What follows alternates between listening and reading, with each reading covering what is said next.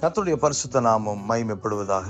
இன்றைய தினதீபம் தியானத்தில் சங்கீதம் 18:28. தேவரீர் என் விளக்கை ஏற்றுவீர், என் தேவனாகிய கர்த்தர் என் இருளை வெளிச்சமாக்குவார். Praise the Lord. நம்முடைய தேவன் மாறுதல்களை தருகிற தேவன். இங்க சங்கீதக்காரன் என் இருளை வெளிச்சமாக்குவார்.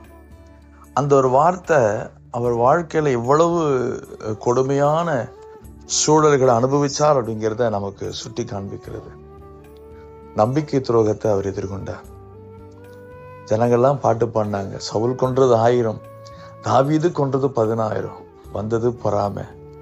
ஒரு அரசன் அவரை கொல்லும்படியாய் துடிக்கிறான்.